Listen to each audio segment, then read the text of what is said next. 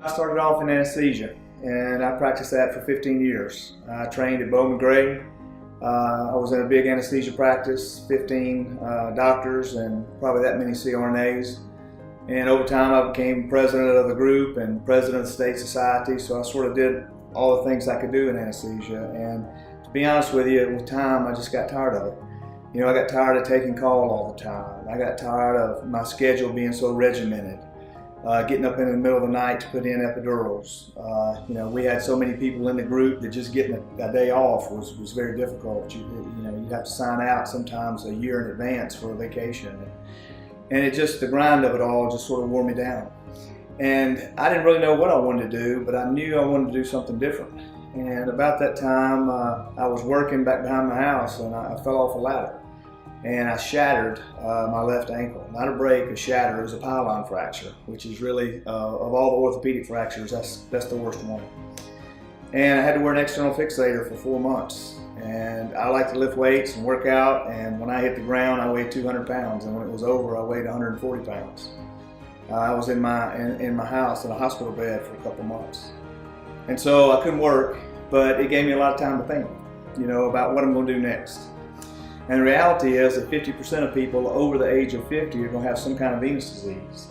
And so I started reading about venous disease, and I started reading about the intravenous laser procedure itself, and I thought that that would be something that I could get good at. You know, I already kind of had the skills for it. Anesthesiologists are good at sedating people. We sedate people for our procedures. Good with needles, use ultrasound. I was trained in interventional pain as well, so I would use ultrasounds to do my pain blocks. And so a lot of the essentials of the procedure, I already kind of had the skills.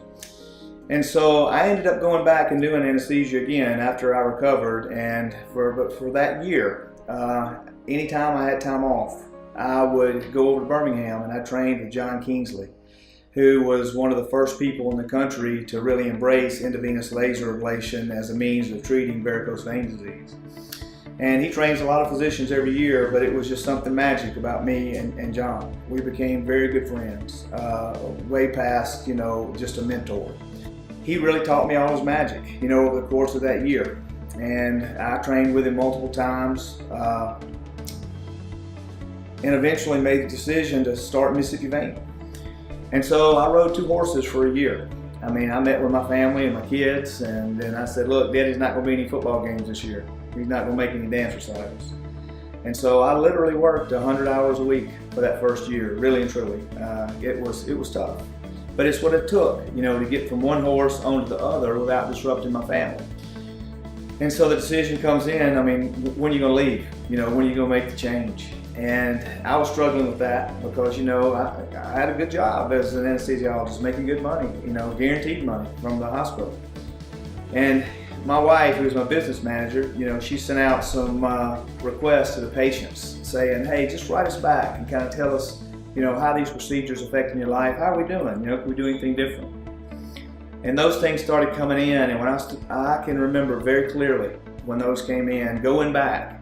In my office was tiny back then, and I had a little bitty room with it was a little bitty bathroom. It didn't even have a top on the top of the toilet. I mean, it was just small. And I went back there and I was reading those myself. And when I saw what those patients were writing and how it was, what we were doing was changing their life, you know, I knew in that moment that it was time to make the change. And so I started Mississippi Vein in 2008, and in 2009, September the 15th of 2009, I still remember it well. That was my last day of anesthesia. And you know, I can remember walking out of the hospital the last time. And to be honest with you, it was a little bit like getting out of prison for me, really. I felt that freedom of just being free, you know, from call, from a schedule, you know, so rigorous, from, you know, having to be at the hospital every day at 6:30 in the morning, never knowing when I was going to get home. I mean, when we took weekend call, we'd start on a Friday and get through on a Monday, and most of the times I wouldn't even come home. I'd be in the hospital the entire time. And so my life is so much different now. I mean, there's no way to tell you. You know, I wrote my goals down when I left, and you know, everybody always says you ought to do that, and I did do it. And one of my goals was to have this facility that we're in now, which is a 10,000 square foot facility, have it built within 2 years of me leaving. And so we moved into this building in August of 2011, and that was 23 months, almost to the day.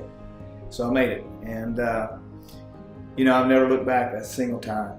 And so I didn't know anything about CoolTouch laser back then. I didn't know any of the people that I know now. I had no relationship with them at all. I just knew that that 1320 wavelength was the one that targets the vein wall, the water in the vein wall itself. And that made the most sense to me as the best way of closing the vein. The underlying sick vein is at the heart of varicose vein disease.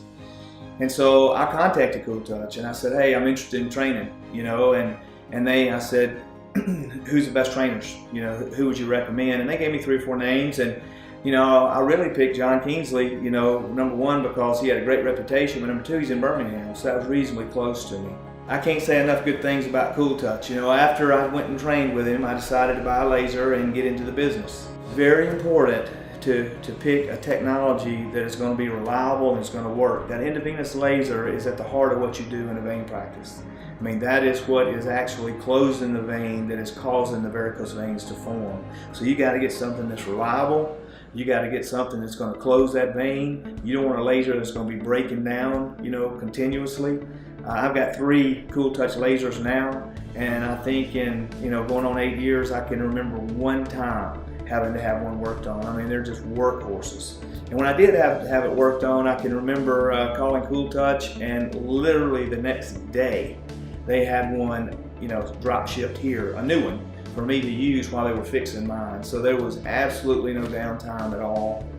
And then really, the thing that I think is the most unique about CoolTouch, and I like the most, is that, you know, once the laser fiber is in, some lasers you have to manually pull it back because you're putting the laser all the way up to the groin, and then you have to pull it down the leg. CoolTouch has a pullback device. It's a little machine that sits on top of the laser that actually pulls the laser back for you because it's coming back at 1 millimeter per second, thereabout. Well, I mean, how can you tell that you're pulling something back at 1 millimeter per second? You can't, you know, so you need a machine to do that so you'll get a nice even burn on the vein. That's important. But the thing I like about it is, depending on the patient's height, it's going to take 5 or 6 minutes for that laser to get down the leg. Well, with that pullback, I'm working, I'm doing other stuff. I'm not sitting there just looking at the laser coming back. I'm using that time, I'm taking vein out, I'm doing sclerotherapy, I'm doing things while the machine is retracting the laser. And that's not so important when you first start because it's going to take you a long time. You're not going to do many cases, but you're going to get good with time. And you're going to do 6, 7, 8 cases in a day. And so, you know, every 5 or 10 minutes that you can save over the course of 6, 7, 8 cases, you know, really adds up. You'll get out of clinic, you know, an hour or 2 earlier by having that. So I think that pullback device, you know, for CoolTouch is one of the main reasons that I like using the CoolTouch laser for me. If I had to do it all over again, you know, I would do it the same way, I think. You know, I would find the right person to train with. I would use the CoolTouch technology, which is fantastic, and just get started.